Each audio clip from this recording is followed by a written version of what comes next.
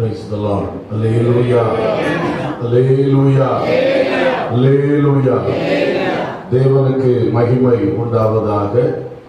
இந்த மத தேவநேசம் அவர்களுடைய வாழ்வையும் ஊழியத்தையும் குறித்து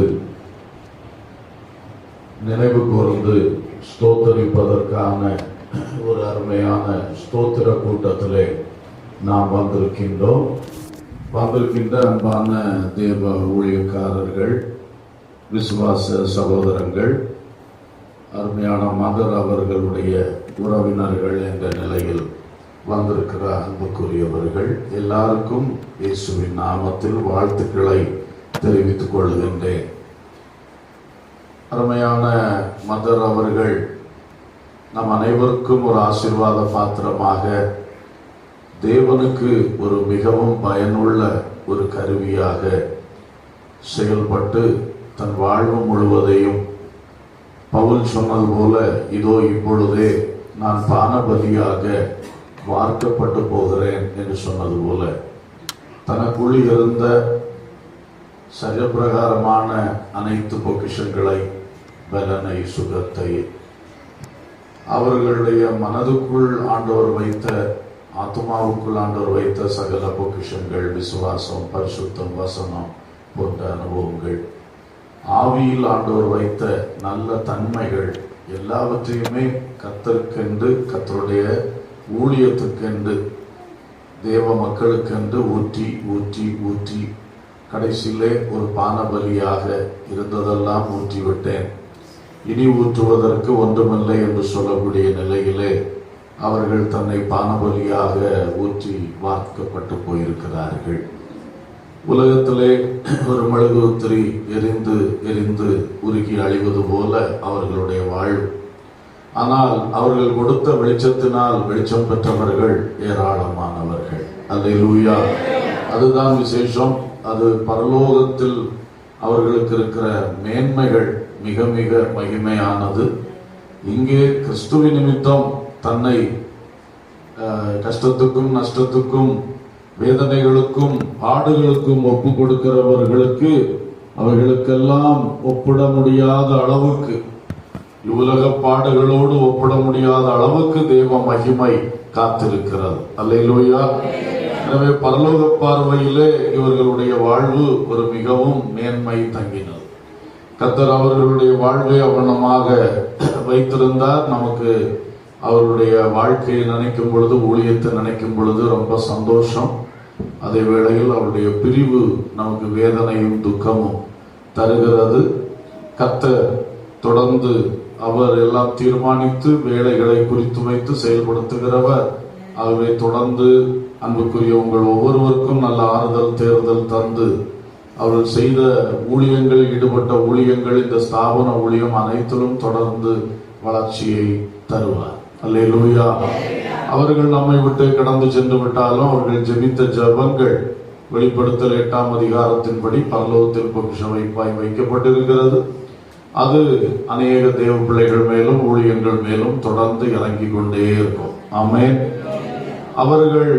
அவர்களுக்கென்று, அவர்கள் இந்த பூமியிலே இயேசுக்கென்று செய்த ஒவ்வொரு காரியத்துக்கும் அவர்களுக்கு பரலோகத்திலே மிகுந்த பலன், புதிய எருசலேம், மகிமை, வாசஸ்தலம், கிரீடம், பொக்கிஷங்கள் என்று மகிமையின் பங்குகள் என்று ஏராளம் இருக்கிறது. அதை இனிதான் அனுபவிக்க போகிறார்கள். இப்பொழுது பரதீசில் காத்திருக்கிறார்கள், பூரண இளைப்பாறுதலுக்குள் காத்திருக்கிறார்கள். ஆமென். அது மட்டுமல்ல, அவர்கள் ஊழியம் செய்த காலங்களில் சந்தித்த மக்களுடைய ஆத்துமாக்களுக்குள் அவர்கள் வைத்த பொக்கிஷங்கள், ஆண்டவருடைய ரட்சிப்புக்குள் நடத்துவது, விசுவாசத்தில் வளர்த்துவது, வசனத்தில் பலப்படுத்துவது என்று பல காரியங்களை அவர்கள் ஆத்துமாக்களுக்குள் வைத்தார்களே, அவைகளெல்லாம் பெரிய பொக்கிஷங்கள். ஆமென். எனவே இது ஒரு பெரிய பாக்கியம். நல்ல ஒரு வாழ்க்கை அவர்கள் வாழ்ந்து முடித்து சென்றிருக்கிறார்கள். அவர்களுடைய இழப்பினால் வேதனையோடு துக்கத்தோடு இருக்கின்ற அவர்களுடைய அன்புக்குரிய உறவினர்கள் ஒவ்வொருவருக்கும் ஆறுதலை ஆண்டவர் இயேசு கிறிஸ்து தந்தருளுவாராக.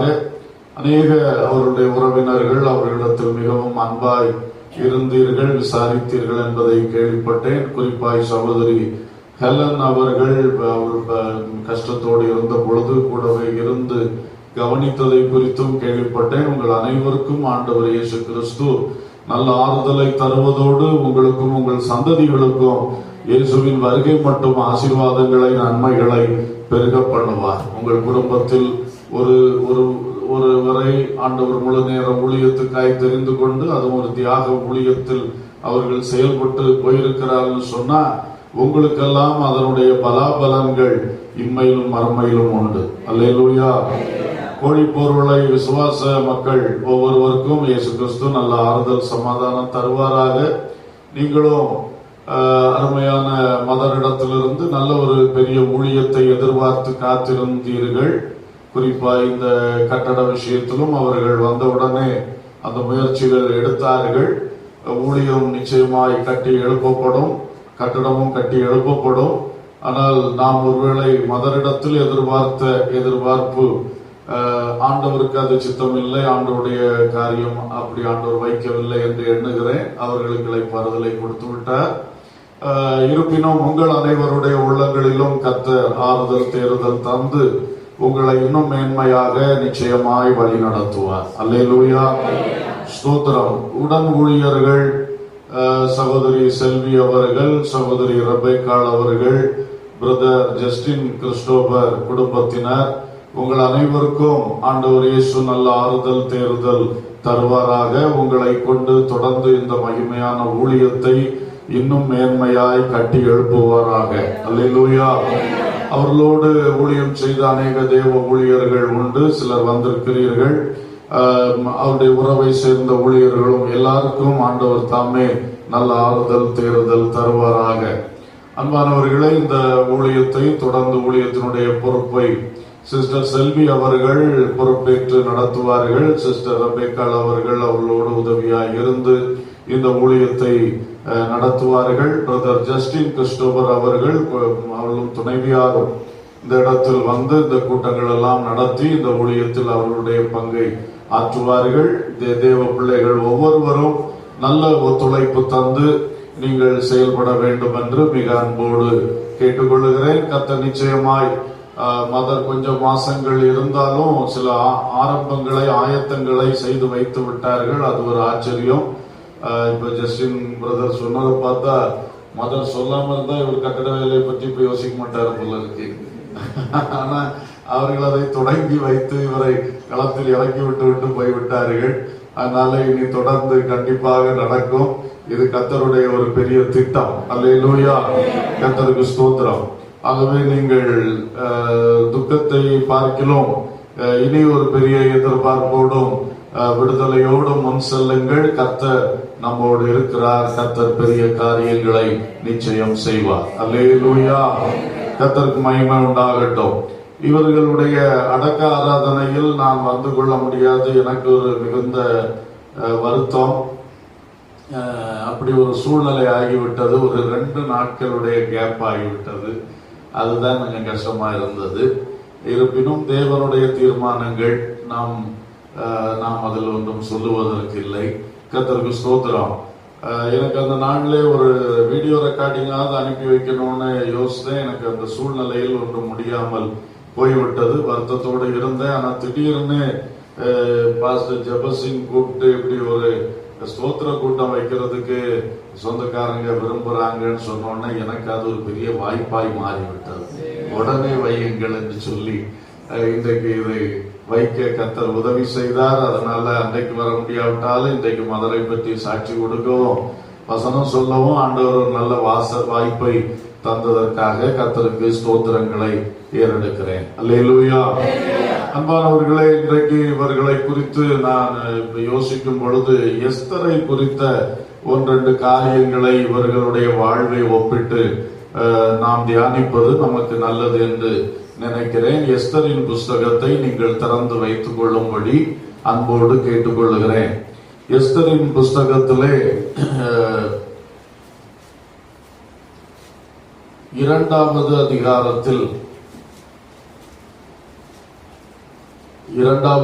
அதிகாரத்தில் 5 முதல் 7 வரையிலான வசனங்களை வாசிக்கிறேன், கவனியுங்கள்.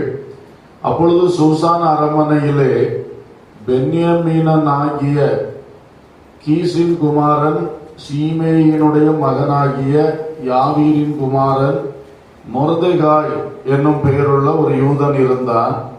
அவன் பாபிலோன் ராஜாவாகிய நேபுகாத்நேச்சார் யூதாவின் ராஜாவாகிய எகொனியாவை பிடித்து கொண்டு போகிற போது அவனோட கூட எருசலேமிலிருந்து பிடித்து கொண்டு போகப்பட்டவர்களில் ஒருவனாயிருந்தான். அவன் தன் சிறிய தகப்பன் குமாரத்தியாகிய எஸ்தர் என்னும் அத்சாளை வளர்த்தான். அவளுக்கு தாய் தகப்பன் இல்லை. அந்த பெண் ரூபவதியும் சௌந்தரியமும் இருந்தாள். அவள் தகப்பனும் அவள் தாயும் மரணமடைந்த போது மொர்தெகாய் அவளை தன் குமாரத்தியாக எடுத்துக்கொண்டான். அல்லேலூயா.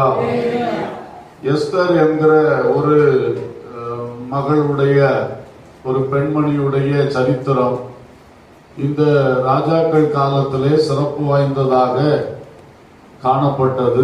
அதற்கு பரிசுத்த வேதாகமத்தில் ஒரு தனி புஸ்தகம் ஒதுக்கி 10 அதிகாரங்கள் கொண்ட ஒரு புஸ்தகமாக அந்த சரித்திரம் எழுதி தரப்பட்டிருக்கிறது. அல்லேலூயா. ஏனென்றால் எஸ்தர் சாம்ராஜ்யங்களை அசைத்தவள், பெரிய வல்லரசு நாட்டினுடைய சட்டத்தை மாற்றி அமைத்தவள். அப்படிப்பட்ட ஒரு பெரிய காரியம் செய்தவள். யூதருக்கு, தன் ஜனமாகிய தேவ ஜனமாகிய யூதருக்கு பெரிய ரட்சிப்பை கொண்டு வந்தவள். அந்த சரித்திரத்தை எழுதியிருக்கிறது.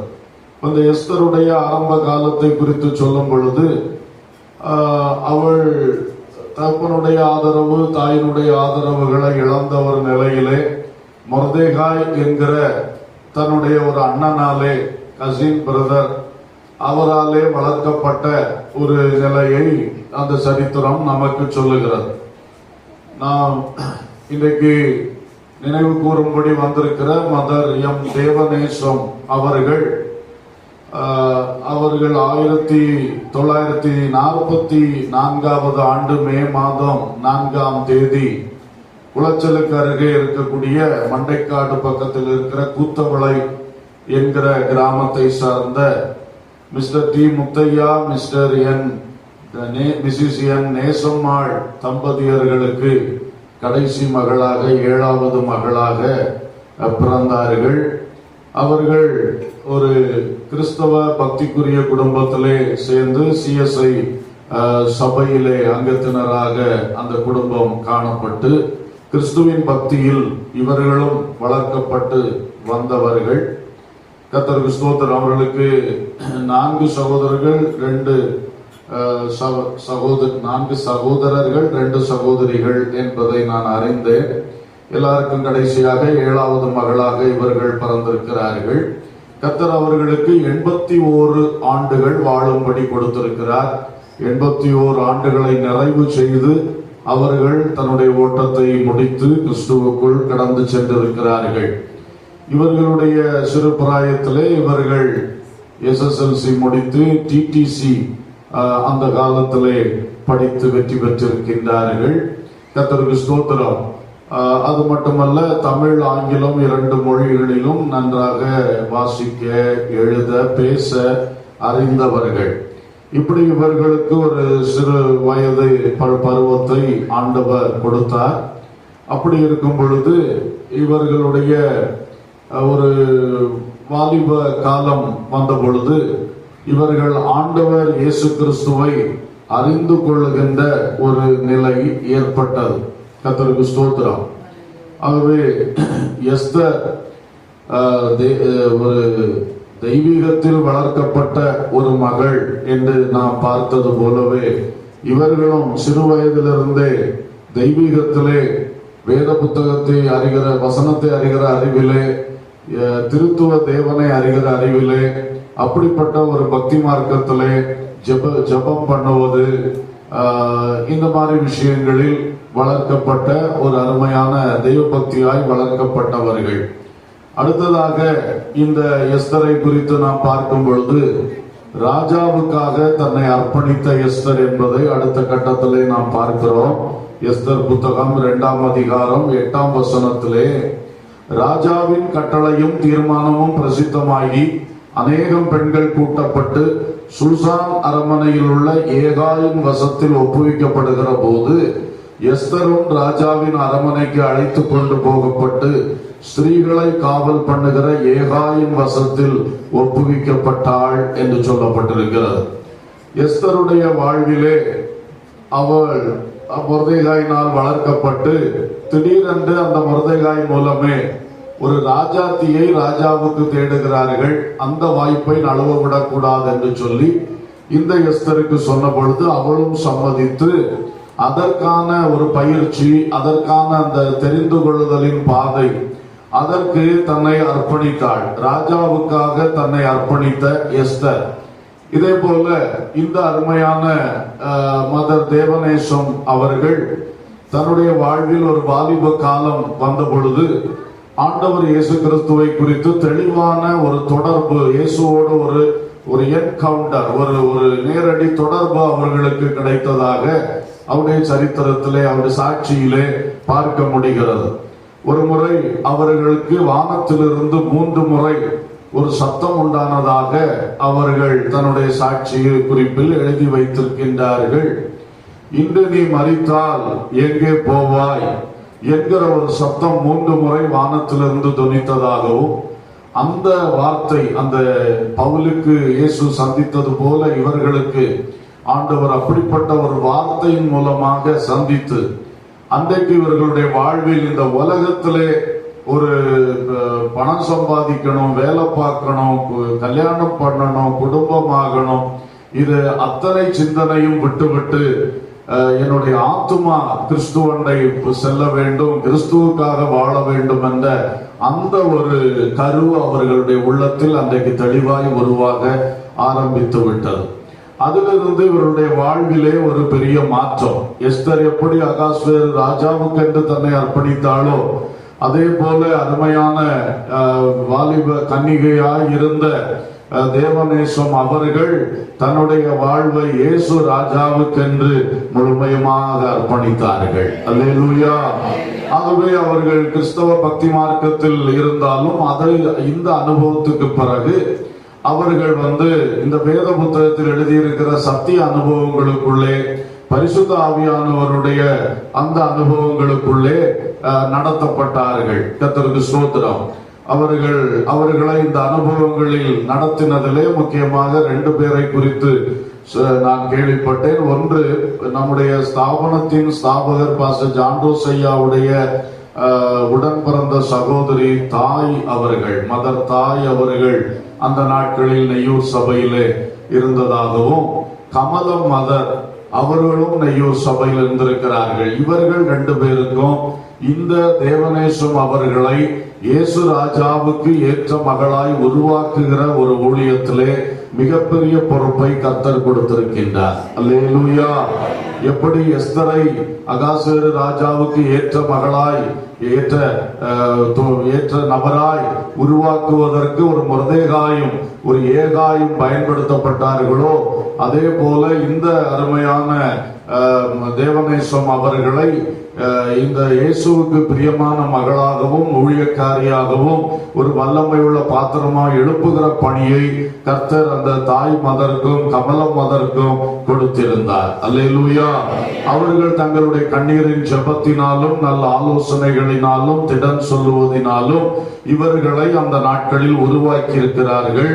1966 ஆண்டு ஏப்ரல் மாதம் 3ஆம் தேதி இவர்கள் இயேசு கிறிஸ்துவின் சிலுவையினால் உண்டான பாவ மன்னிப்பாகிய மீட்பை தன் வாழ்வில் பெற்று இயேசுவை தன் சொந்த ரட்சகராய் ஏற்றுக்கொண்டு ஆத்தும ரட்சிப்பின் அனுபவத்தை அடைந்திருக்கிறார்கள். அல்லேலூயா. அப்போ அவர்கள் அன்று முதல் மரிக்கிற வரைக்கும் 61 ஆண்டுகள், சுமார் 61 ஆண்டுகள் ஒரு ரட்சிக்கப்பட்ட அனுபவத்தில், ஆத்தும மீட்படைந்த ஒரு அனுபவத்தில் இந்த உலகத்தில் வாழும்படி கர்த்தர் அவர்களுக்கு கிருபை பாராட்டி இருக்கிறார். ஆமென். அதைத் தொடர்ந்து 1967ஆம் வருடம் மறு வருடம் பிப்ரவரி மாதம் 1ஆம் தேதி அந்நிய பாஷையின் வரத்தோடு பரிசுத்த ஆவியினால் நிரப்பப்பட்டு பரிசுத்த ஆவியை தன் உள்ளத்தில் பெற்று அந்த அபிஷேகத்தினால் நிரப்பப்பட்டிருக்கிறார்கள். மறுநாள் 2/2/1967ஆம் ஆண்டு பிதா குமாரன் பரிசுத்த ஆவியின் நாமத்திலே அபிஷேகம் பெற்ற தேவ ஊழியர் கையிலே தண்ணீரில் முழுகி ஞானஸ்நானம் பெற்று கிறிஸ்துவுடன் தன் ஆத்மீக வாழ்வுக்கு, நித்திய வாழ்வுக்கு ஒரு நல்மனசாட்சியின் உடன்படிக்கையை செய்து கொண்டிருக்கிறார்கள். அல்லேலூயா. அல்லேலூயா. இந்த அனுபவங்களில் எல்லாம் இவர்கள் வளர்ந்து வந்த பொழுது சொந்த தகப்பனாருனாலே எதிர்ப்புகள் பயங்கரமாய் வந்தது. அப்பொழுது அவர் இந்த ஆவிக்குரிய அனுபவத்தில் இவர்கள் செல்லுவதை விரும்பாத காரணத்தினால் மிக கடுமையாக எதிர்த்திருக்கிறார். கொலை செய்யக்கூட எத்தனித்தார் என்று சொல்லுகிறார்கள். அவர் வெட்டுக்கத்தியை கையில் எடுத்துக்கொண்டு அடிக்கடி இவர்களுக்கு தொல்லை கொடுத்திருக்கிறார், துன்பப்படுத்த முயற்சித்திருக்கிறார். ஆனாலும் ஒவ்வொரு இந்த உபத்திரவத்தின் கட்டத்திலும் இவர்களை வாலிப நாட்களிலே கர்த்தர் மிக ஆச்சரியமாய் காத்து அருமையாக நடத்தி கொண்டு வந்திருக்கிறார். அல்லேலூயா, கர்த்தருக்கு ஸ்தோத்திரம். இப்படியாக உருவாக்கப்பட்டு கடைசி மட்டும் இயேசுவுக்காக எந்த பாடுகள் நடுவிலும் வாழ்ந்திருக்கிறார்கள். இன்றைக்கு வாலிபர்களே நீங்கள் சிந்திப்பீர்களாக, வாலிப பிள்ளைகளே சிந்திப்பீர்களாக.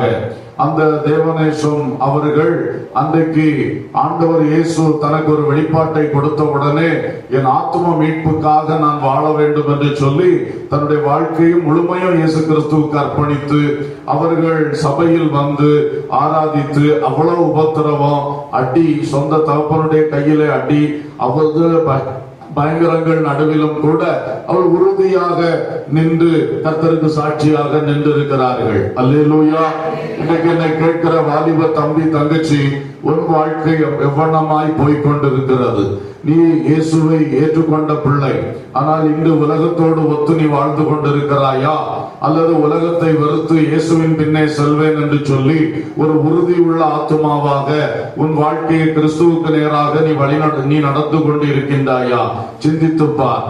உலகம் ஏமாற்றி போடும். இன்றைக்கு அநேக தெரிந்து கொள்ளப்பட்ட பிள்ளைகளை கூட உலகம் வஞ்சித்து, உலக ஆடம்பரங்கள், சிற்றின்பங்கள், ஆசாபாசங்கள், உலக வசதி வாய்ப்புகள் இன்றைக்கு அநேகரை திசை மாற்றி கொண்டு போய் கொண்டிருக்கிறது. அநேகரை அவர்கள் திரும்ப விரும்பினாலே எழும்ப முடியாத கட்டுகளுக்குள்ளே ஆக்கி போடுகிறது. ஆனால் இந்த அருமையான தேவநேசம் என்பவர்கள் எவ்வளவு அழகாக தன் வாழ்க்கை 81 வயது வரைக்கும் கட்டப்படாமல் காத்து கொண்டார்கள். அல்லேலூயா. இப்படி வாலிபத்திலே தெரிந்து கொள்ளப்பட்ட பிள்ளைகளே, உங்களுக்கு இந்த பாக்கியம் இருக்கிறது. நீங்கள் தானியேல்களை போல, யோசேப்புகளை போல, எஸ்தர்களை போல நீங்கள் வாழ்க்கையில கட்டப்படாமல் வாழ வேண்டும். அதற்கு இந்த அம்மா உங்களுக்கு ஒரு சாட்சி. எத்தனை வருஷம் எவ்வளவு இடங்கள்ல இருந்து ஆண்டவர் ஊழியத்தை செய்து அவர்கள் எத்தனை லட்சக்கணக்கான மக்களுக்கு பயன்பட்டார்கள். அல்லேலூயா. இதெல்லாம் கிறிஸ்துவின் நாளிலே நாம் அங்கே செல்லும் பொழுதுதான் இவர்களுடைய மகிமை மேன்மை என்னன்னு நமக்கு பூரணமா அறிய முடியும். இப்ப நம்ம அவள் செத்து போனோம்னா நம்ம சிலர் சாட்சி சொல்லுவோம், கொஞ்சம் கொஞ்சம் சொல்லுவோம். அதுக்கு மேல நமக்கு என்ன தெரியும்? ஆனால் அங்கே நிறைவாக பிரதிபலன்கள் இருக்கிறது. அல்லேலூயா. அப்ப அதுதான் நமக்கு அழியாத சொத்து, அழியாத சுதந்திரம். இந்த உலகம் அழியக்கூடிய சுதந்திரங்களை தான் நமக்கு காட்டி நம்மளை ஏமாற்றி கொண்டு இருக்கோம். பதவிகள், பட்டங்கள், பணங்கள், ஐஸ்வர்யம், ஆடம்பர மோகங்கள், வஸ்திர அலங்காரங்கள், அது இதுன்னு காட்டிக்கொண்டு உங்களை ஏமாற்றி கொண்டு இருக்கிறது. ஆனால் வாலிபர்களே, இயேசு உங்களுக்கு வாலிபத்திலே வெளிப்பட்டது உங்களுக்கு கிடைத்த பாக்கியம். நீங்கள் உறுதியாய் இருப்பீர்களாக. அல்லேலூயா. நீங்கள் ரட்சிக்கப்பட வேண்டும். அபிஷேகத்தினால் நிரப்பப்பட்டு நல்ல ஆவியின் பலனோடு சாட்சியாய் வாழ வேண்டும். அல்லேலூயா. ஆவியின் பலன் இல்லாமல் இந்த உலகத்தை ஜெயிக்க முடியாது. உலகத்திலே உங்களுக்கு பல சவால்கள் இருக்கிறது. அதை ஜெயிக்கணும்னு சொன்னா பரிசுத்த ஆவியின் பலத்துல நீங்க நிக்கணும், சொந்த பலத்துல நிக்க முடியாது. அல்லேலூயா. அந்த அம்மா அவ்வளவு நெருக்கத்தின் மத்தியிலும் நெய்யூர் சபைக்கு வந்திருக்கிறார். ஒளித்து சபைக்கு வருவேன் என்று சொல்லி அவருடைய சாட்சியிலே எழுதியிருக்கிறார்கள். அப்ப பாருங்கள், ஒளித்து சபைக்கு வந்தார்கள். இன்றைக்கு பாலிய பிள்ளைகளை உங்களுக்கு ஒளித்து வரணுமா? உங்களுக்கு எவ்வளவு விடுதலையா வரக்கூடிய வாசலை தேவன் தந்திருக்கிறார். அப்ப நீங்கள் ஞாயிறு ஆராதனைக்கு வரணும், பைபிள் ஸ்டடிக்கு வரணும், உபவாச ஜபத்தில் வாலிபர்கள் பங்கு பெறணும், விழிப்பு ஜபத்தில் பங்கு பெறணும், சபையிலிருந்து செய்யப்படுகிற ஊழியங்களில் பங்கு பெறணும். அந்த அளவுக்கு வாலிபத்தை கர்த்தருக்காக செலவிடுங்கள். பிந்தின நாட்களிலே நீங்கள் அதனுடைய மகிமையை அனுபவிப்பீர்கள். அல்லேலூயா. மூன்றாவதாக, ராஜாவினால் தெரிந்து கொள்ளப்பட்டு அரமனை வாழ்வு பெற்ற எஸ்தர். அல்லேலூயா. ராஜாவினால் தெரிந்து கொள்ளப்பட்டு அரமனை வாழ்வு பெற்ற எஸ்தர். எஸ்தர் 2:17 சொல்லுகிறது, ராஜா சகல ஸ்திரீகளை பார்க்கிலும் எஸ்தர் மேல் அன்பு வைத்தான். சகல கன்னிகைகளை பார்க்கிலும் அவளுக்கு அவன் சமூகத்தில் அதிக தயையும் பட்சமும் கிடைத்தது.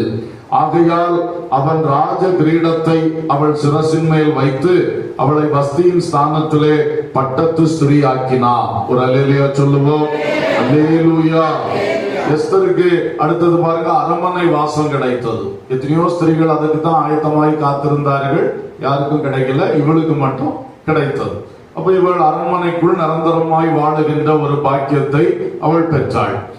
இதே போல இந்த அருமையான தேவநேச மதர் அவர்களுடைய சாட்சியிலும் நாம் பார்க்கும் பொழுது 1969 ஆண்டு மே மாதம் 4ஆம் தேதி அவர்கள் முழு நேர ஊழியத்தில் இந்த ஃபுல் காஸ்பல் பெண்டிகாஸ்ட் சர்ச் மினிஸ்ட்ரியிலே சேர்ந்திருக்கிறார்கள். அல்லேலூயா. அந்த நாள் முதல் மரண நாள் மட்டும் சுமார் 58 ஆண்டுகள் கர்த்தருக்கென்று முழு நேரமாய் தன்னை முழுமையும் அர்ப்பணித்து, தனக்கென்று ஒரு சொத்து சுகம் வேண்டாம், ஒரு விவாக வாழ்க்கை வேண்டாம், தனக்கென்று ஒரு மாம்ச சந்ததி வேண்டாம், எதுவும் வேண்டாம் என்று சொல்லி எல்லாவற்றையும் வெறுத்து, சுயம் வெறுத்து, தியாகத்தோடு இந்த மகிமையான தேவ ஊழியத்திற்கு தன்னை ஒப்பு கொடுத்து அந்த நாட்களிலே பாஸ்டர் ஜான் ரோஸ் அவர்கள் மூலமாக அந்த ஊழியத்திலே அவர்கள் ஏற்றுக்கொள்ளப்பட்டு நெய்யூர் சபையிலே அவர்கள் கமலம் மதருடைய பயிற்சியின் கீழாக வைக்கப்பட்டிருக்கின்றார்கள். அல்லேலூயா. ஸ்தோத்திரம். அவ்விதமாக அவர்கள் ஊழியத்தில் சேர்ந்தால் அதற்கும் ஒரு சாட்சி அவர்கள் சொல்லி இருக்கிறார்கள். அவர்களை அறியாமலே ஒரு சூழ்நிலையிலே, ஒரு வித மயக்க நிலையிலே அவர்கள் நெய்யூர் சபைக்கு கொண்டு வரப்பட்டதாகவும், அங்கே வைத்துத்தான் கண் திறந்து பார்த்த பொழுது இந்த சபையிலே என்னை கொண்டு வைத்திருக்கிறார்கள் என்று சொல்லி அவர்கள் அறிந்ததாகவும், அதுவும் அவர்களுடைய முழு நேர ஊழியத்திற்கு, ஏன்னா ஏற்கனவே ஆண்டவர் அழைத்து கொண்டிருந்து இவர்கள் வராமல் காலதாமதம் பண்ணி இருக்கிறார்கள். அப்போ ஆண்டவரா பிடித்து இவர்களை கொண்டு வந்தது போல கொண்டு வந்து சேர்த்ததாக கூறியிருக்கிறார்கள். ஆச்சரியமான ஒரு சாட்சி. அல்லேலூயா.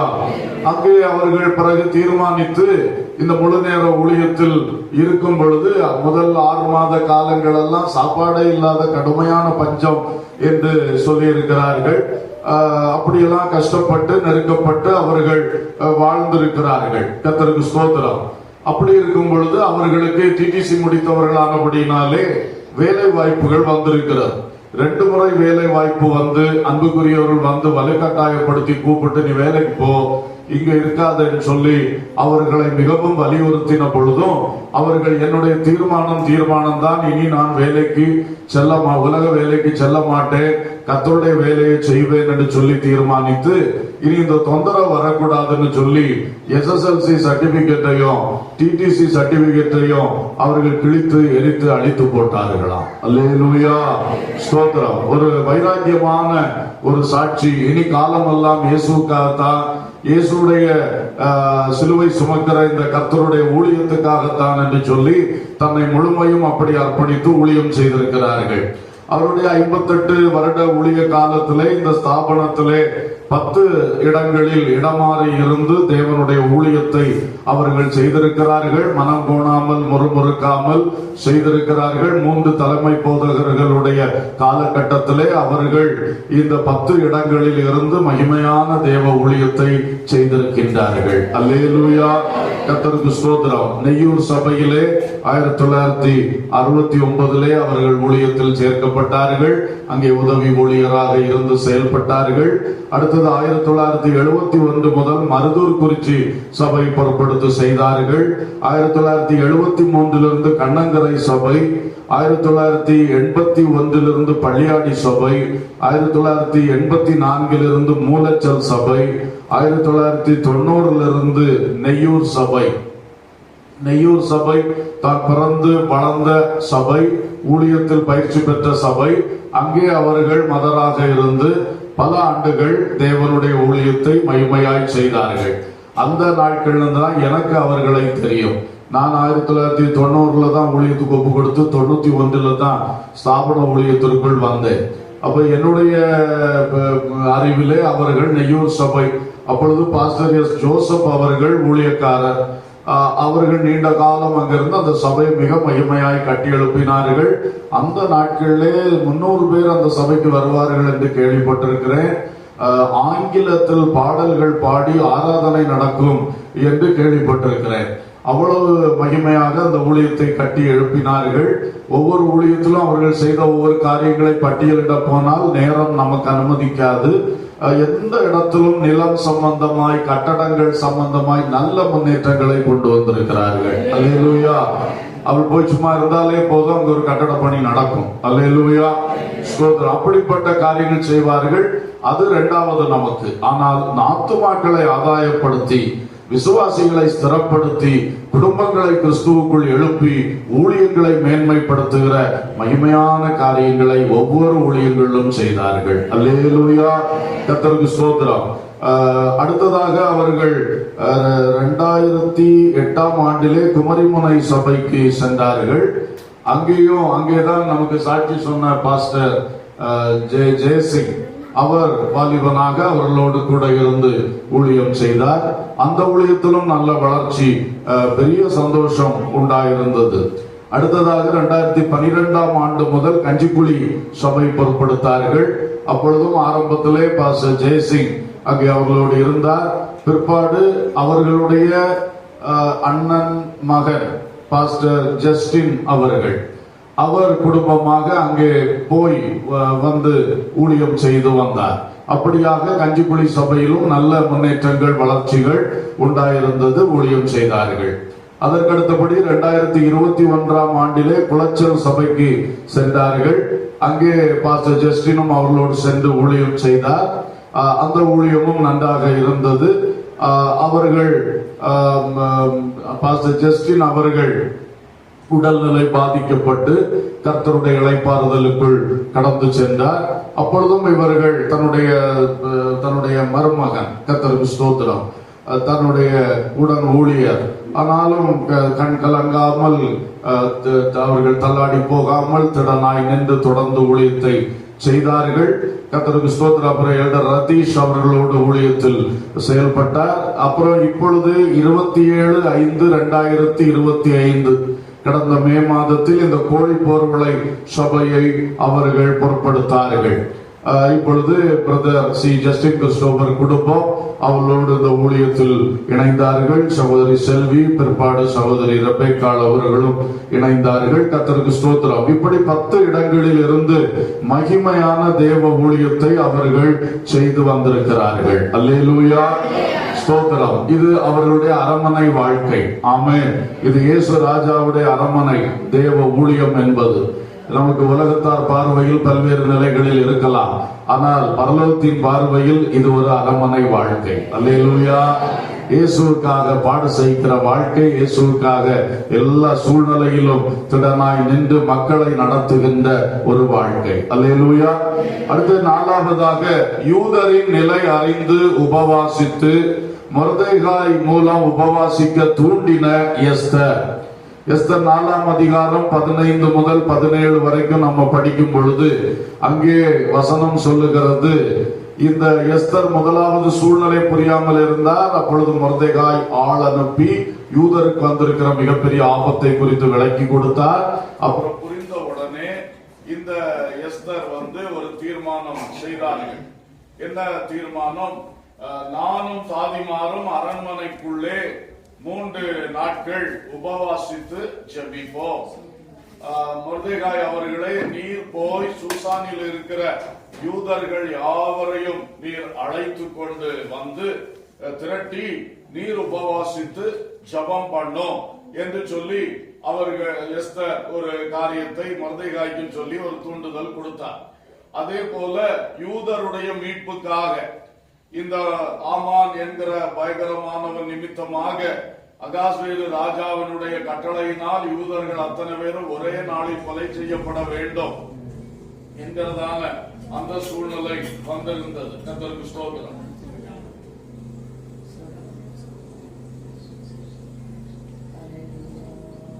அல்லேலூயா. அவிதமான ஒரு சூழ்நிலை யூதர்களுக்கு வந்திருந்த பொழுது அதற்காக 3 நாட்கள் தானும் தாதிமாரும் அரண்மனைக்குள்ளேயே உபவாசிக்கிறதற்காகவும் பட்டணத்திலே உபவாசி ஜபத்தை மொர்தெகாய் ஒழுங்கு செய்ய வேண்டும் என்றும் சொல்லி அவர்கள் எஸ்தர் செய்ததை நாம் பார்க்கிறோம். அதனால் தான் ஒரு பெரிய ஒரு விடுதலை, ஒரு பெரிய ஒரு மீட்பு வந்தது என்று சொல்லி நாம் பார்க்கிறோம். அல்லேலூயா, அல்லேலூயா. அன்பர்களே, அன்றைக்கு எஸ்தர் ராஜாத்தி அரண்மனைக்குள் 3 நாட்கள் உபவாசம் பண்ணுவதற்கு தீர்மானித்து மொர்தெகாயை தூண்டி, நீங்கள் போய் மற்றவர்களை சூசானிலே கூடி ஜெபிக்க சொல்லும் என்று சொல்லி தூண்டினார்கள். இந்த தாயாரை குறித்து பாஸ்டர் ஜெயசிங் சொன்ன சாட்சியிலே நாம் கேட்டோம்.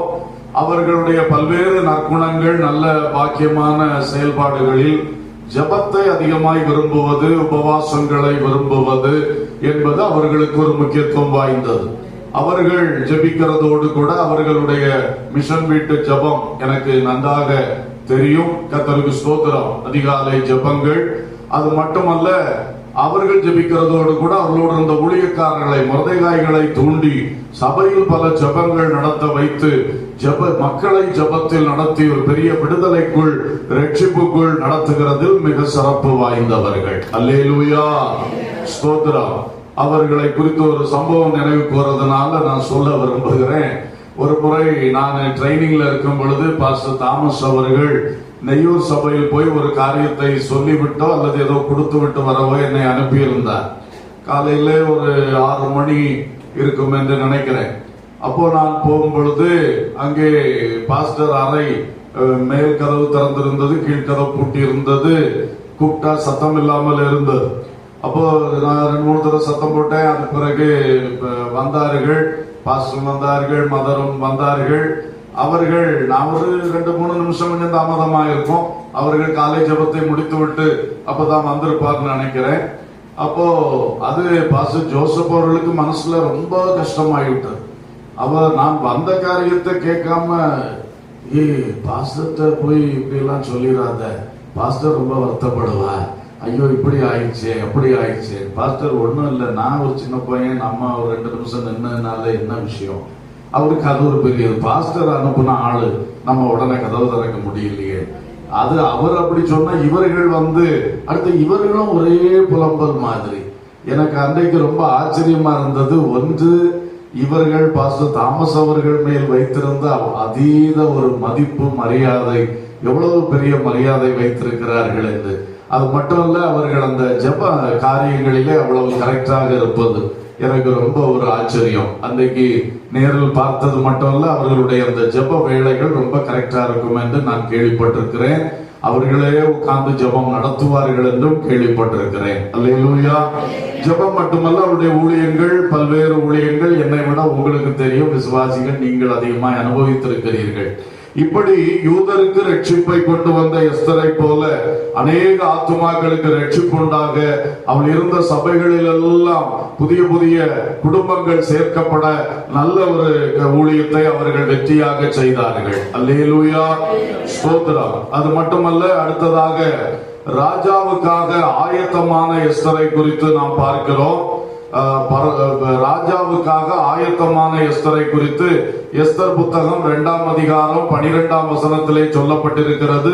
ஒவ்வொரு பெண்ணும் 6 மாதம் பற்பல சுத்திகரிப்புகளின் வழியாய் கடந்து சென்று அவர்களுடைய முறை வரும் பொழுது, அகாஸ்வேரு ராஜா அழைக்கும் பொழுது அங்கே செல்ல வேண்டும் என்று சொல்லப்பட்டிருக்கிறது. அதே போல அவளும் அந்த சுத்திகரிப்பு வழியாக செயல்பட்டு 15ஆம் வசனத்திலே அவளை பற்றி சொல்லியிருக்க, அந்த ஏகா என்பவன் அவளுக்கு நியமித்த காரியத்தை அல்லாமல் கூடுதலாக எனக்கு அந்த சோப்பத்தாரும், இந்த நறுமணத்தை தாரும், அதை தாரும், இந்த வஸ்திரத்தை தாரும் அவ கேட்டதே இல்லையா. அல்லேலூயா. ரொம்ப ஆச்சரியம். கர்த்தருக்கு ஸ்தோத்திரம். இந்த அருமையான தாயார் அவர்களும் அதே போலதான் ஆண்டவர் இயேசு கிறிஸ்துவுக்கு என்று அவர்கள் மிக சாட்சியாக வாழ்ந்தவர்கள் மட்டுமல்ல, அவர்கள் அந்த ஊழிய பாதையிலும் தன்னை ஆயத்தப்படுத்தி கொண்டதோடு பலரை ஆயத்தப்படுத்தினார்கள். அல்லேலூயா. பரிசுத்தமாகுதல் என்பது ஊழியத்தில் மிக முக்கியம். அல்லேலூயா. இன்னைக்கு வாலிபர்களும் பெரியவர்களும் ரொம்ப கவனிக்கணும். நாம் இயேசு ராஜாவை சந்திக்கும்படி ஆயத்தமாகிறவர்கள். அல்லேலூயா. அகாஸ்வேரு ராஜாவை சந்திக்க எஸ்தர் ஆயத்தமானது போல நாம் யாரை சந்திக்க ஆயத்தமாகி கொண்டிருக்கிறோம்? இயேசு ராஜாவை, மணவாளனை சந்திக்க ஆயத்தமாகி கொண்டிருக்கிறோம். பவுல் சொன்னார், நான் உங்களை கிறிஸ்து என்னும் ஒரே புருஷனுக்கு நியமிக்கப்பட்ட கன்னிகையாக நியமித்திருக்கிறேன் என்று சொன்னார். ஆகவே நாம் எல்லாரும் கிறிஸ்து என்னும் ஒரே புருஷனுக்கு ஆத்மீக வாழ்வில் இணைக்கப்படுவதற்கு, நித்திய வாழ்வில் இணைக்கப்படுவதற்கு நியமிக்கப்பட்டிருக்கிறோம். அப்ப அந்த அகாஸ்வேரு ராஜாவை சந்திக்கிறதுக்கு 6 மாசம் பல நறுமணங்களால் அவர்கள் தங்களை சுத்திகரித்துக் கொள்ளணும். அந்த ஏகாய் சொல்லி கொடுக்கிற எல்லாம் கற்றுக்கொள்ளணும். கற்றுக்கொண்டு ராஜாட்ட எப்படி பேசணும், எப்படி நடந்துக்கிடணும், என்ன மாதிரி செய்யணும், எல்லாமே டீச் பண்ணுவார் 6 மாசம். இந்த பயிற்சி எல்லாம் பெற்றுவிட்டு தான் ராஜாவுக்கு சமூகத்துல போக முடியும். அல்லேலூயா. அதற்குத்தான் சபை. ஏகாய் பயிற்சி கன்னிமாடத்துல பயிற்சி கொடுத்தது போல இன்றைக்கு கன்னிமாடம் என்பது சபை. அல்லேலூயா.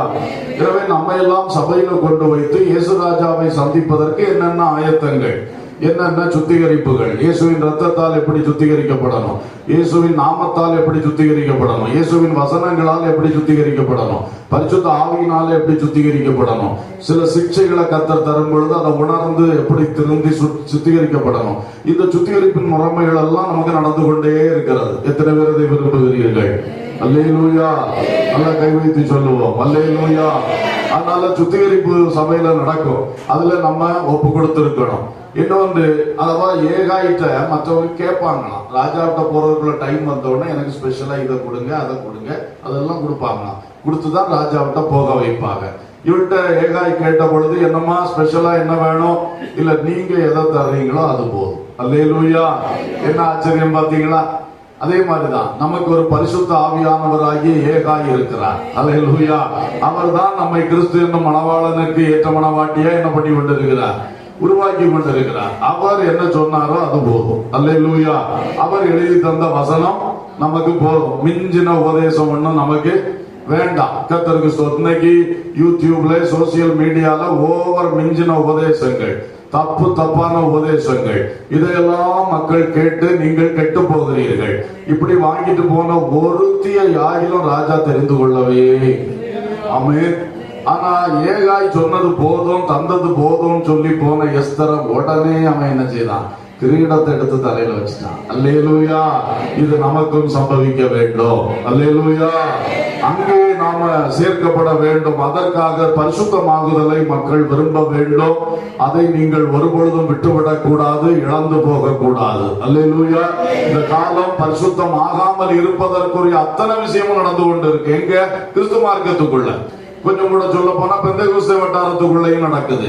ஆனால் நீங்க பைபிளுக்குள்ள நெல்லுங்க, பரிசுத்த ஆவிக்குள்ள நெல்லுங்க, வசனத்துக்குள்ளேயும் ஆவியானவருக்குள்ளேயும் நின்று அங்கே சொல்லப்பட்டிருக்கிற பரிசுத்தமாகுதலின் பாதையில் சென்றால் நாம் நிச்சயம் முடிவு நித்திய ஜீவன். அல்லேலூயா. அல்லேலூயா.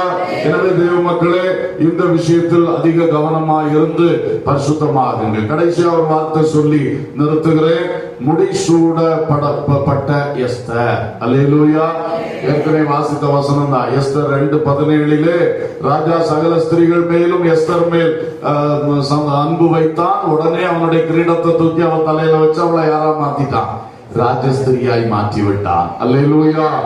அன்பர்களே, நமக்கும் ஒரு கிரீடம் சூடும் நாள் சீக்கிரமாய் வருகிறது. ஆமென். நம்மிடையே வாழ்ந்து கடந்த 2/9/2025 செவ்வாய்க்கிழமை இரவு 8:45 மணி அளவில் கிறிஸ்துவுக்குள் நித்திரை அடைந்து அடுத்ததாக மறுநாள் புதன்கிழமை மாலை வேளையில் நெய்யூர் சபை கல்லறை தோட்டத்திலே சரீரம் நல்லடக்கம் செய்யப்பட்ட மதர் தேவநேசம் அவர்களும் பரதீசிலே ஆபிரகாம் அடியிலே இளைப்பாறுதலின் சரத்திலே காத்திருக்கிறார்கள். கிறிஸ்துவின் எக்காலம் திடீரென்று சத்தம் கேட்கும். அப்பொழுது கிறிஸ்துவுக்குள் மரித்தவர்கள் முதலாவது எழுந்திருப்பார்கள். அல்லேலூயா. அந்த வரிசையிலே அவர்களும் எழுந்திருப்பார்கள். அப்பொழுது நாம் உயிரோடு இருக்கிற நாமும் எடுத்துக்கொள்ளப்பட்டு இயேசுவோடு சேர்க்கப்படுவோம். இப்படிப்பட்ட எண்ணிறந்த பரிசுத்தவான்களோடும் சேர்க்கப்படுவோம். அன்று முதல் எப்பொழுதும் இயேசுவோடு கூட இருப்போம். அல்லேலூயா. அப்போ இயேசு நம்மை அழைத்து சென்று பிதாவின் சன்னிதானத்தில் கொண்டு நிறுத்தி நமக்கு பல காரியங்களை செய்வார். அதுல ஒன்று நமக்கு முடிசூட்டுவார். அல்லேலூயா. நம்மை பெயர் சொல்லி அழைத்து நம்மை பற்றி பிதாவுக்கு முன்பாக தூதர்களுக்கு முன்பாக ஒவ்வொருத்தரை பற்றி அறிக்கை சொல்லுவார். அல்லேலூயா. நம்முடைய செய்கைகளுக்கு தக்க பலனை நமக்கு பரிசாக தருவார். இதெல்லாம் நமக்கு கிடைக்கக்கூடிய இடம் அந்த 7 ஆண்டுகள் ஆட்டுக்குட்டியானுடைய கல்யாண விருந்துன்னு சொல்லி இருக்கக்கூடிய அந்த பரலோக வாசம். அல்லேலூயா. அதுக்கு பிறகு நம்மையும் அழைத்து கொண்டு பூமிக்கு வருவார். பூமியிலே அந்தி கிறிஸ்துவை ஜெயித்து இங்கே ஆட்சி புரிவார். 1000 வருட அரசாட்சி, அதிலும் நமக்கு ஆட்சியில் பங்கு தருகிறார். அல்லேலூயா.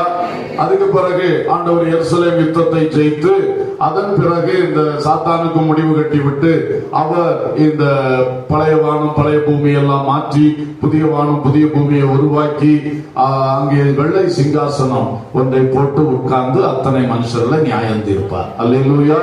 நாம வெள்ளை சிங்காசனத்துக்கு முன்னால நியாயம் தீர்க்கப்படும்படி நிக்க மாட்டோம். வெள்ளை சிங்காசனத்துல கர்த்தரோடு அவர் பக்கத்துல நிற்போம். அல்லேலூயா.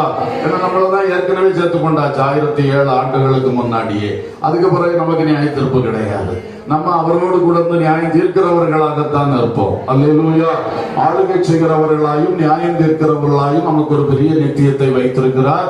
அது முடிந்த பிறகு அந்த நியாய தீர்ப்பு முடிந்த பிறகு நம்மை புதிய எருசலேம் என்கிற நித்திய பரம வாசஸ்தலத்திலே பட்டணத்திலே குடியேற்றுவிப்பார். அல்லேலூயா.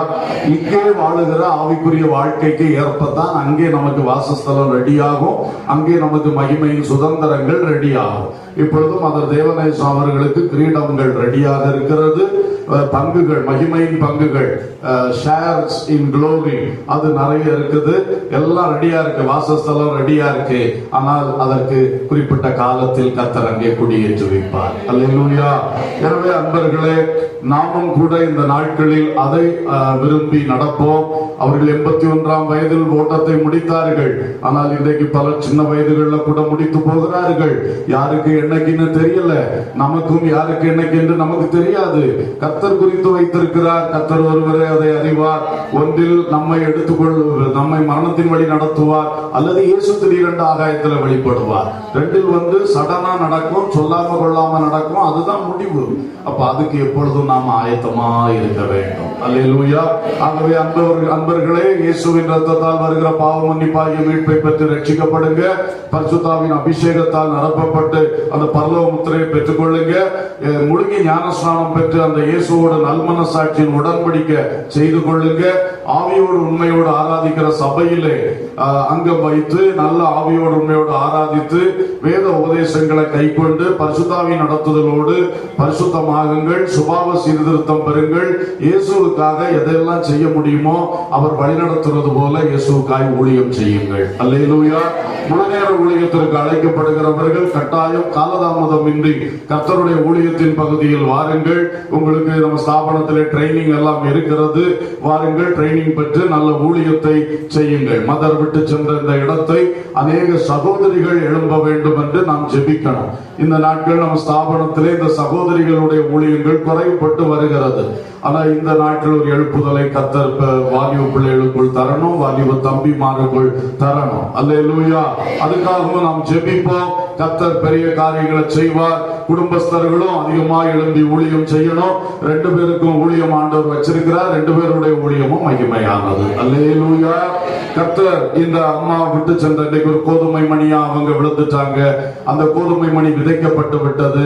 கர்த்தருக்கு ஸ்தோத்திரம். இனி அதிலிருந்து அவர்களை போன்ற அவர்களை விட மகிமையான கோதுமை மணிகள் எழும்பி வர கர்த்தர் உதவி செய்வாராக என்று சொல்லி என் வார்த்தைகளை நிறுத்துகிறேன். எல்லாரும் கண்களை மூடி கர்த்தரை நாம் நோக்கி பார்ப்போம். ஒரு 5 நிமிடங்கள் கொஞ்சம் தேவனை நீங்கள் நோக்கி பார்க்கணும். ஒரு மகிமையின் பாதைக்கு கர்த்தர் உங்களை அழைத்திருக்கிறார், தெரிந்து கொண்டிருக்கிறார். அந்த பாதையில் தான் இப்பொழுது உங்களை வழி நடத்தி கொண்டு வருகின்றார். ஆகவே நீங்கள் அதை நினைத்து பாருங்கள். இது வெறும் பூலோக கண்ணோட்டத்தில் பார்க்க வேண்டிய வாழ்க்கை அல்ல. அப்படி பார்த்தோம்னா நம்ம தேவ நோக்கத்தை இழந்து போவோம், தேவ சித்தத்தை நிறைவேற்ற முடியாம போயிடுவோம். அதனால இப்பொழுது ஒரு பரலோக நோக்கம் வரணும், ஒரு தெய்வீக சிந்தை நமக்கு வரணும், தெய்வீக பார்வை நமது வாழ்வை குறித்து நமக்கு அதிகமாக உண்டாகட்டும். இது மகிமை அடைகின்ற வாழ்க்கை, மகிமை அடைகின்ற வாழ்க்கை. அல்லேலூயா. உலகத்தில் வசனத்தின்படி நடந்து, ஆவியின்படி நடந்து, கர்த்தருக்கு பிரியமானதை செய்து கர்த்தருக்காக என்று நாம் வாழும் பொழுது, வளரும் பொழுது, செயல்படும் பொழுது முடிவிலே மகிமை உண்டாகும், முடிவிலே மகிமை உண்டாகும். அல்லேலூயா, அல்லேலூயா. மகிமை மேல் மகிமை அடைந்திடுவே, மறுரூபமாவே மனமதிலே மகிழ்ந்திடவே, தரிசிக்கவே பரன்முகமே, மகிழ்ந்திடவே தரிசிக்கவே பரமுகமே தேவசாயம் தேவ சமூகம் தேவ பிள்ளைகள் அடையும் பாக்கியம் தேவசாயம் தேவ மகிமை தேவ பிள்ளைகள் அடையும் பாக்கியம் மிகுந்திடுதே என்னை நிரப்பிடுமே என்னை நிரப்பிடுமே தமாவினா என்னை நிரப்பிடுமே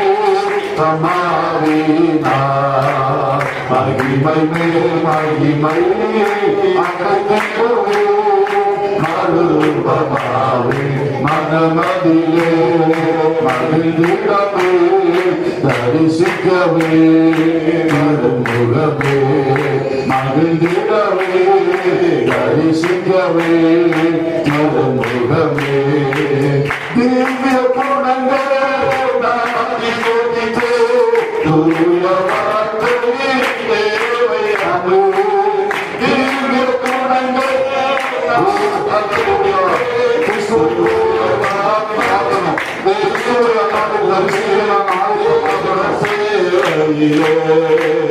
பாடு சகித்திடவே தாரு பொறுப்பை பலரும் தமாவினா தாரு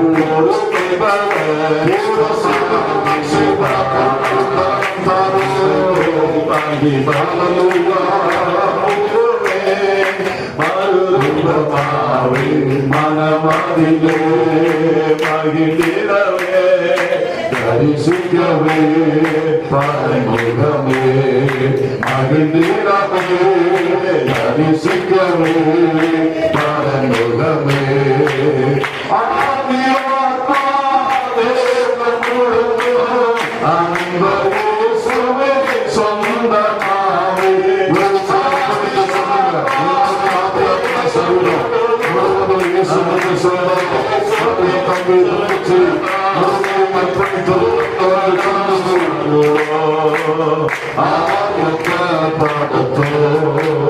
பாடி பரந்திடுவே தமாவினா பாடி பரந்திடுவே தமாவினா மகிமை மேல் மகிமை அடைந்திடுவே மறுரூபமாவே மனமதிலே மகிழ்ந்திடவே கண்களை கட்டி கிறிஸ்தவமாய் வருகிறது மகிமை அடைந்து அவர் மலர்நாடு மறுரூபமாகி அவரை சந்திப்பேன் அவரோடு இருப்பேன் எனக்கு முன்னேறுகிற பரிசுத்த மக்களுக்கு வாழ்ந்து எனக்கு ஒரு எடுத்துக்காட்டாக இருக்கிறது அவர்களுக்கு நாம் மகிழ்மையான பாத்திரமாய் இருக்க வேண்டும் என்கிற ஒரு வார்த்தை ஒவ்வொருவருக்கும் இன்றைக்கு பற்றி பிடித்ததாக அந்த பரிசுத்தமாக புரிந்த ஒரு வார்த்தை உண்டாகட்டும் இயேசுவுக்காய் திட்டி செய்ய வேண்டும் என்ற வார்த்தை உண்டாகட்டும் சுபாவங்கள் மாற வேண்டும் என்று சொல்லுகிற அந்த அவை அழகான சுபாவ மாற்றங்கள் வரட்டும் அதை நூறு அவை அனைவரும் ரட்சிப்பதாக எந்த யோகங்களை ரட்சிப்பதாய் திறந்து நின்றது போல நிற்கிற இதை திரும்ப இறங்கட்டும்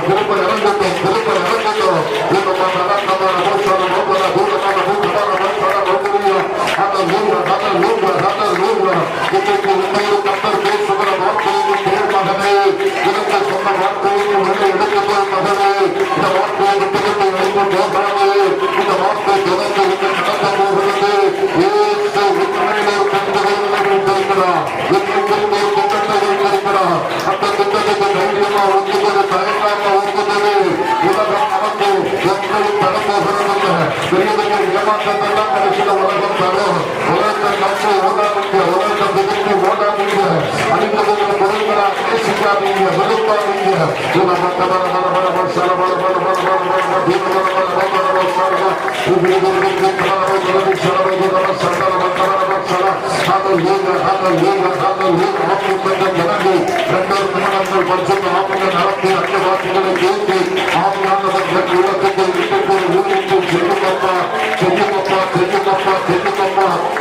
எத்தனைகளை இழந்தவர்கள் மக்கள் என்னையும் பயன்படுத்தும் ஐயா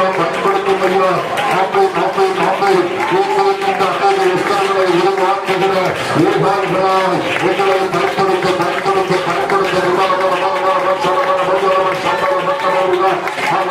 அமானிய சக்திகளை அழைக்கக்கூடிய வல்லமையான எத்தர்களை தேசத்தில் எழுப்புவதற்காக உங்களை பயன்படுத்த பயன்படுத்த பயன்படுத்த வேறு வேறு வேறு வேறு வேறு சோதரன் சோதரன் தேவனுக்கு ரட்சம் உண்டானது நாமை நாமை தேவ பிள்ளைகளுக்கு விடுதலை வருவதற்காக மீட்டு வருவதற்காக கர்த்தர் குழுக்கள் பிதாது பிள்ளைகளுக்கு மீட்டு நடன மதவாதத்தை பிரிவினருக்கு மீட்டு உண்டாகணும் அல்லே நூறு உலக பிள்ளைகளிலிருந்து அந்த பிரிவினருக்கு மீட்டு உண்டாகணும் பாவ கட்டுகளுக்கு மீட்டு உண்டாகணும் வேறு வேறு வேறு வேறு வேறு அந்த வேறு நாங்கள் எல்லாரும் நியமிக்கப்பட்ட கன்னிகைகளாக அந்த கன்னிமானமாக சபைகளை விரும்பினால் விருந்து தரித்திருந்து அதற்கு கிடைக்கிற போதனைகள் பரிசுத்தாவியானவர்களோடு பேசுகிறது எங்கள் ஊழியக்காரர் மூலம் பேசுகிறது எல்லாம் கேட்டு தலை நடந்து சுத்திகரிக்கப்பட்டு கத்தருக்கு பிரியமான பிள்ளைகளால் உருவாக்கப்படணும்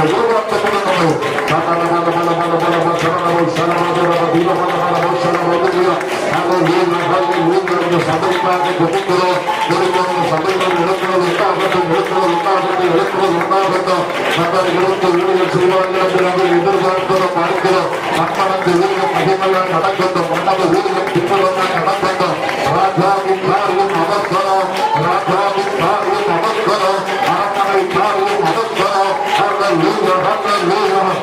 அரண்மனையாக இந்த சபையை கட்டும் பணி அவசரம் இந்த ஊழியம் கட்டு எழுப்பது பணி அவசரம் இந்த அவசரம் பணியை செய்கின்ற குடும்பத்தை நல்லமையால் பயன்படுத்தும் சகோதரி செல்வியவர்களை நல்லமையால் பயன்படுத்தும் சகோதரர்களை நல்லமையால் பயன்படுத்தும் புதிய அபிஷேகம் துணியை திருப்படுகிறது ஒரு மனதின் ஆவியை அன்பின் ஆவியை அதிகமாய் அதிகமாய் தரும் வேறும் மிகமையால் மனதால் உதவி செய்யும் தந்திருக்கிற ஒவ்வொரு விசுவாச குடும்பங்கள் சின்னோர் முதல் முதியோர்களுக்கு ஒவ்வொருவர்களை புதிய அபிஷேகம் நடந்துட்டு துணியை திரும்ப நடந்துட்டு திரும்ப நடந்துட்டு குடும்பங்கள் வாழத்த குடும்பங்கள் எழுந்து பிரகாசிக்கின்ற உலகத்தில் பிறகு காட்சிகளாக இருக்கின்ற ஆண்மை பிறகு ஆச்சரியப்படத்தக்க அற்புத அடையாளங்களாக ஒவ்வொரு குடும்பங்களும் எழுந்து நிமிர்ந்து நிற்கின்ற ஆவியுடைய விஷயத்தில் மிகவும் பிரகாசிக்கின்ற மிகவும் பிரகாசிக்கின்ற என் தேவனாகிய கண்ட தேவையற்றாக செய்கிறார்கள் இந்த ஊழியம் வரவேற்றப்பா